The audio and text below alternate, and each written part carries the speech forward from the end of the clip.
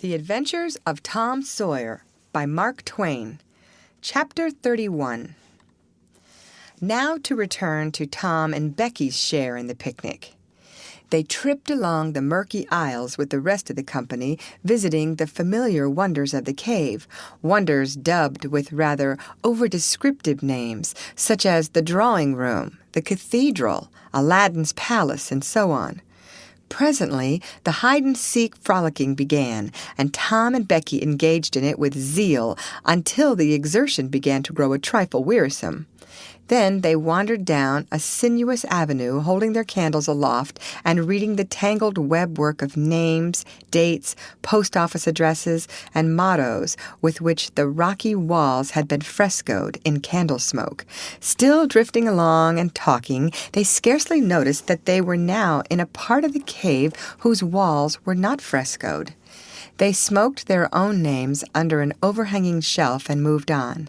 Presently, they came to a place where a little stream of water, trickling over a ledge and carrying a limestone sediment with it, had, in the slow-dragging ages, formed a laced and ruffled Niagara in gleaming and imperishable stone. Tom squeezed his small body behind it in order to illuminate it for Becky's gratification.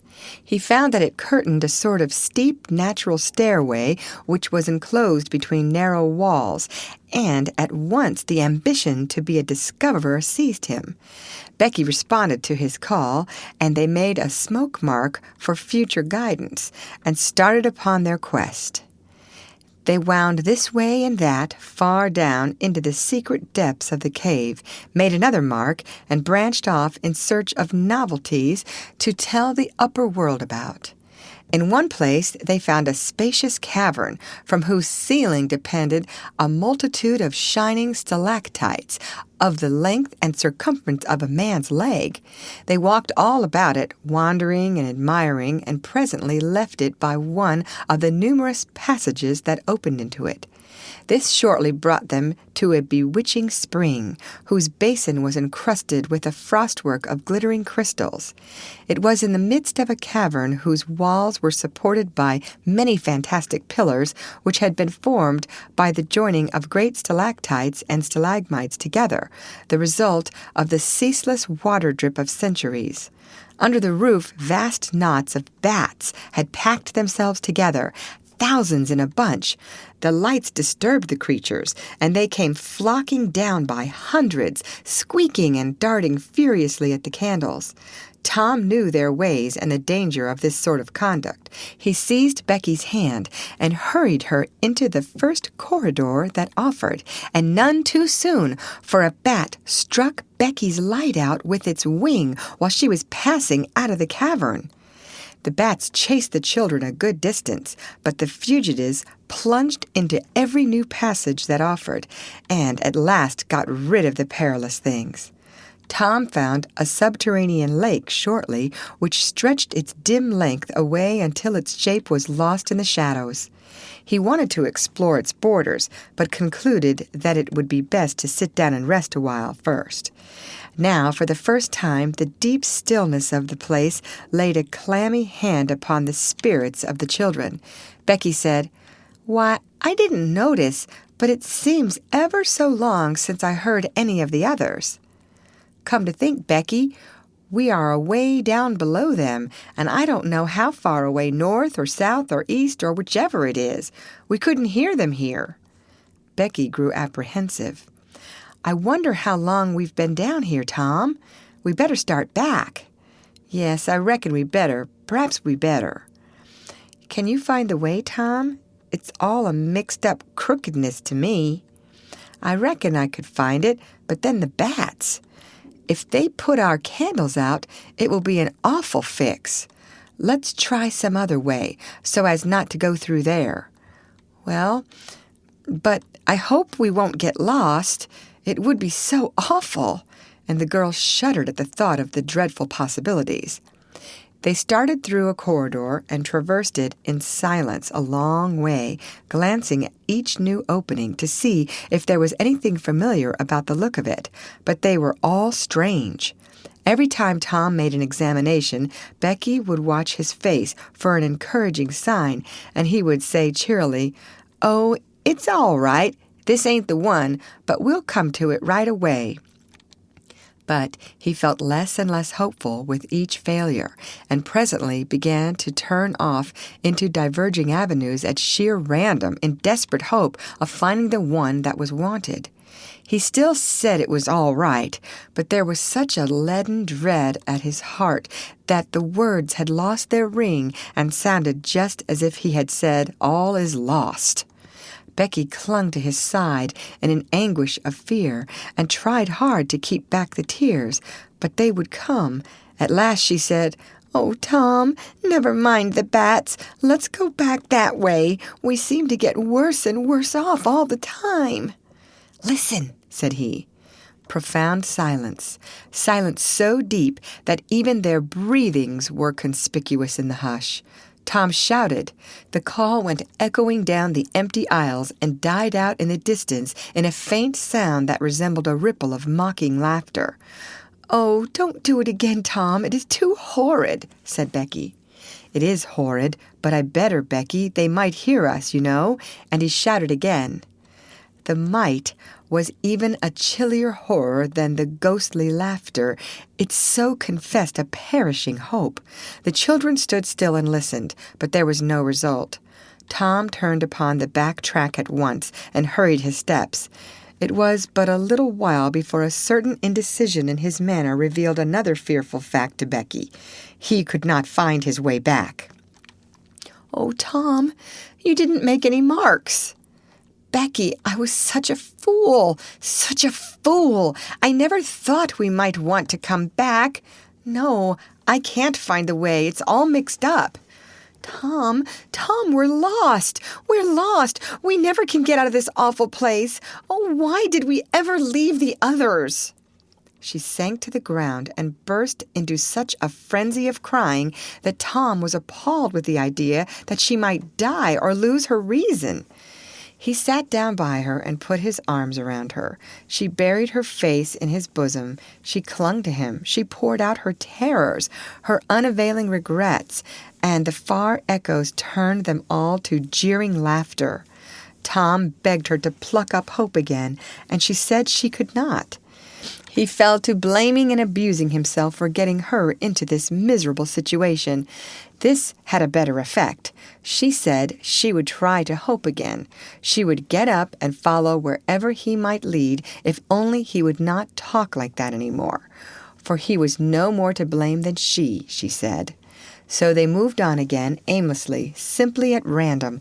All they could do was to move, keep moving. For a little while, hope made a show of reviving, not with any reason to back it, but only because it is its nature to revive when the spring has not been taken out of it by age and familiarity with failure. By and by, Tom took Becky's candle and blew it out. This economy meant so much. Words were not needed. Becky understood, and her hope died again. She knew that Tom had a whole candle and 3 or 4 pieces in his pockets, yet he must economize. By and by, fatigue began to assert its claims.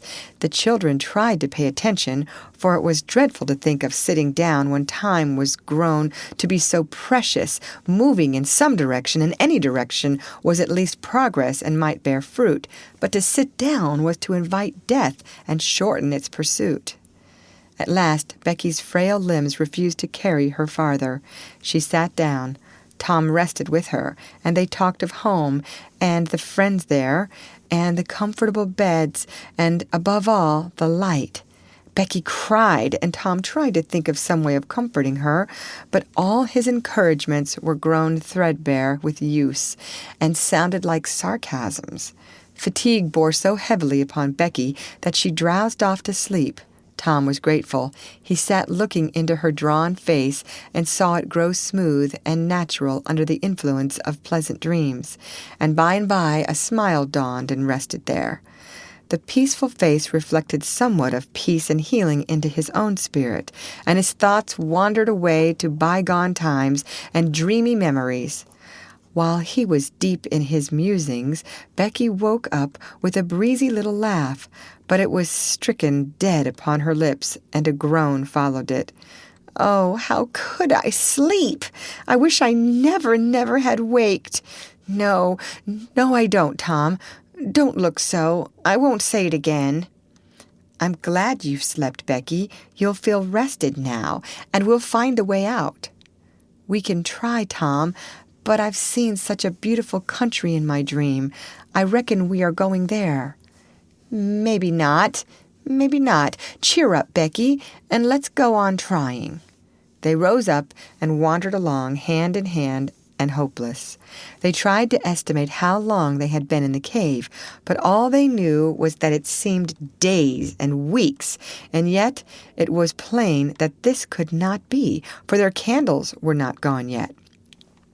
A long time after this, they could not tell how long, Tom said they must go softly and listen for dripping water. They must find a spring.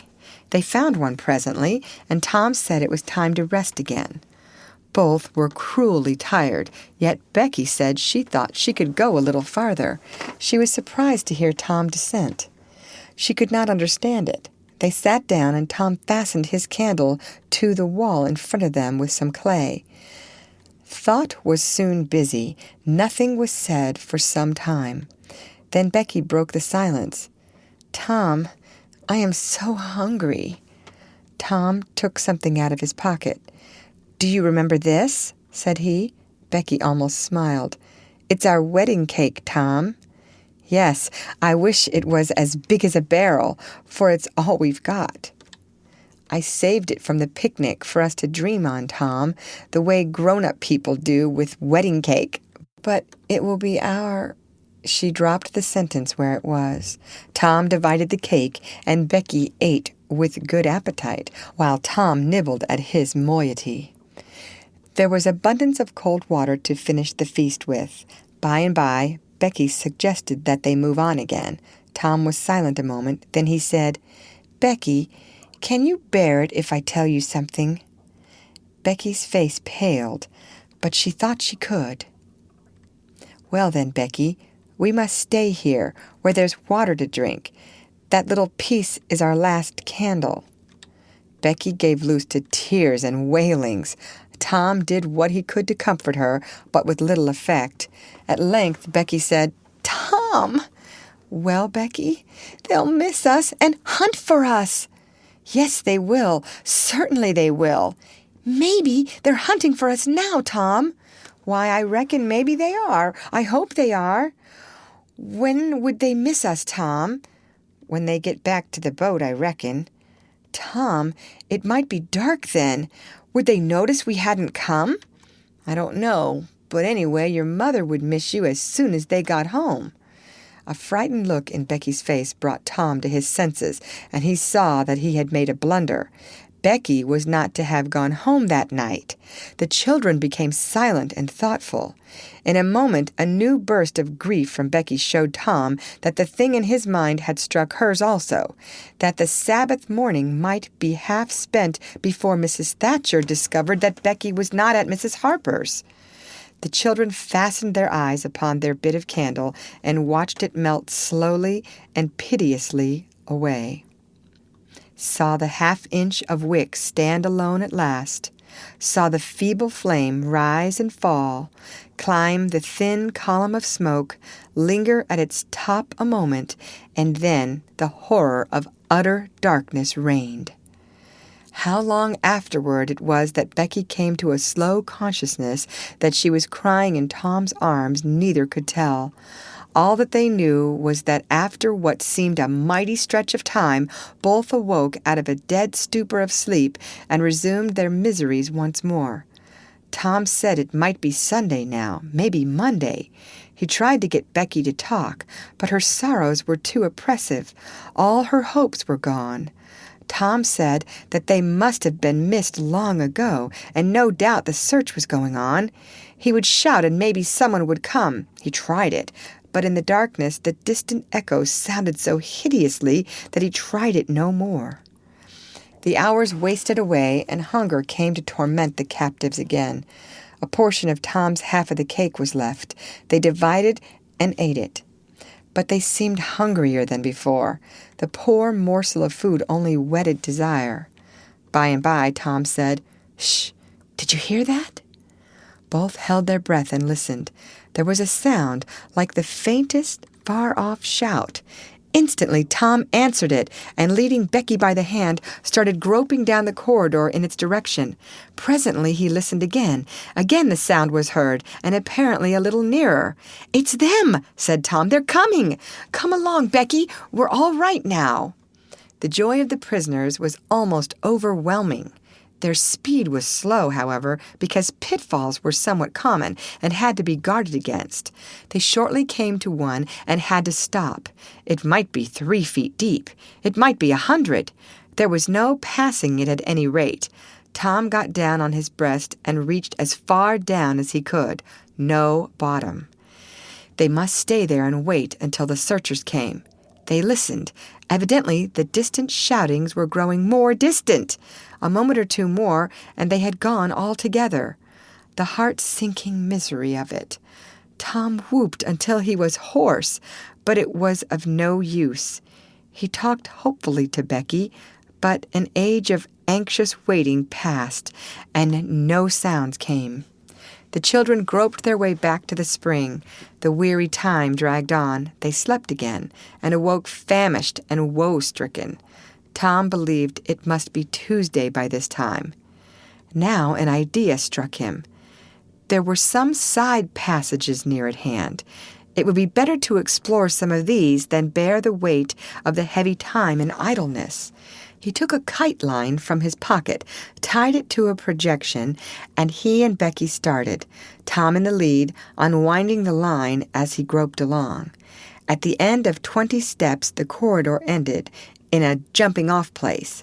Tom got down on his knees and felt below, and then as far around the corner as he could reach with his hands conveniently, he made an effort to stretch yet a little farther to the right, and at that moment, not 20 yards away, a human hand holding a candle appeared from behind a rock.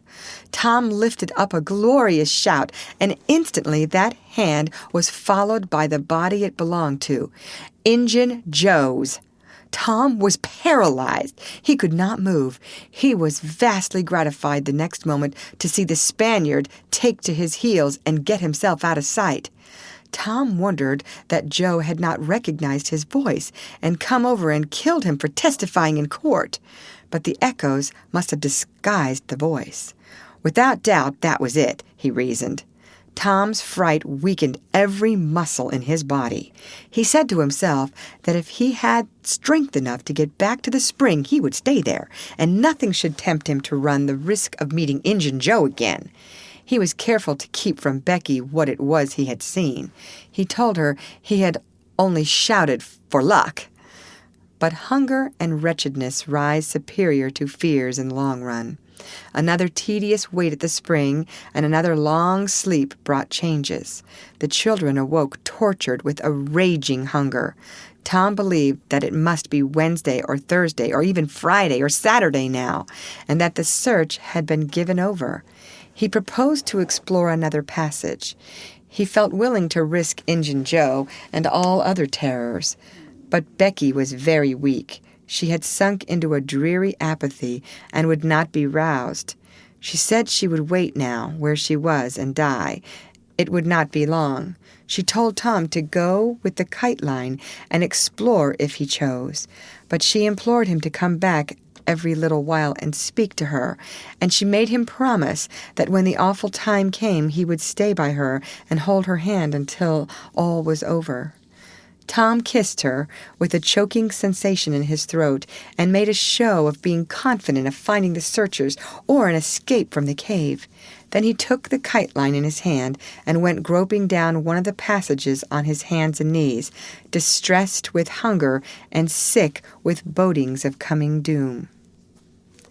End of chapter. Read by Lorraine Montgomery for Lit2Go on the web at fcit.usf.edu.